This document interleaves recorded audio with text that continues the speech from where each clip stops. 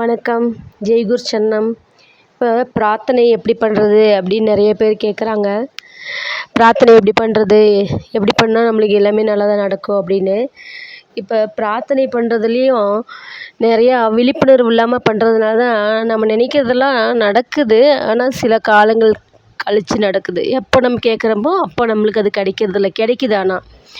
அதனால் நம்ம கேட்ட காலங்கள் தவறி போய் கிடைக்குது. அதுக்கப்புறம் அதை ஏன் கேட்டோம் அப்படிங்கிற மாதிரி நம்மளே நினைப்போம். இப்போ அதனால என்ன நடக்குதுன்னா, விழிப்புணர்வோடு கேட்கணும். விழிப்புணர்வு பெற்ற மனம் பிரார்த்தனையில் நிற்காது, பிரார்த்தனையே கேட்காது. விழிப்புணர்வு இல்லாத மனம்தான் எதையாவது வேண்டணும், எதையாவது கேட்கணும் அப்படின்னு நினைக்கும். இப்போ தேனீ கூட பார்த்திங்கன்னா, நான் கடிச்சதி சாகணும் அப்படின்னு வரம் கேட்டுச்சான்.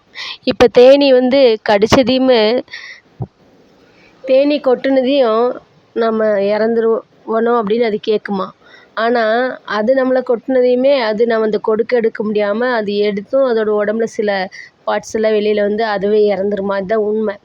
அது மாதிரி கேட்குறது நம்ம விழிப்புணர்வோடு கேட்குறதில்ல. நம்ம கேட்குறதுலாம் நடக்கிறப்ப அது விழிப்புணர்வற்ற மனநிலையில் கேட்குறதுனால அது மேலே நம்மளுக்கு ஒரு திருப்தி ஏற்படுறதில்ல. இப்போ விழிப்புணர்வான மனதோடு இருக்கிறப்ப தான் நம்ம எதுவுமே கேட்க வேண்டியதே இல்லை. எல்லாமே நம்ம ப்ரெசண்ட்லேயும் இருக்கிறோம், விழிப்புணர்வோடு இருக்கிறோங்கிறப்ப நம்மளுக்கு எல்லாமே நல்லா பர்ஃபெக்டாக பிரபஞ்சத்தோட ஒத்திசைவாக நடக்கும். அதனால தான் விழிப்புணர்வு பெற்ற மனதை பிடிங்க அப்படின்னு சொல்லி நான் பலமுறை சொல்கிறேன்.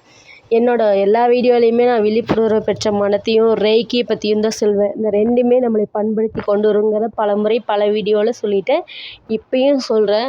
வாழ்க்கையில் கண்ணை கட்டிட்டு ஜாதகத்தையும் ஜோசியத்தையும் நம்பிட்டு இருக்கிறீங்க. ஆனால் அதெல்லாம் எதுவுமே இல்லை. எல்லா விஷயமே, எல்லா சக்திகளும் உங்கள்கிட்டயே நிறைஞ்சிருக்கு. எல்லாமே உங்கள் கையிலேயே கொடுத்துட்டாங்க. பேனா பேப்பர் எல்லாம் உங்கள் கையிலேயே தான் இருக்குது. நீங்கள் தான் உங்களை பற்றி எழுதிக்கணும்னு தெரிஞ்சும் அதைய நீங்கள் செயல்படுத்துறதுக்கு தயங்குறீங்க. அதை நீங்கள் தயங்காமல் முயற்சி பண்ணி பாருங்கள், ஜெயிச்சு வருவீங்க. நன்றி.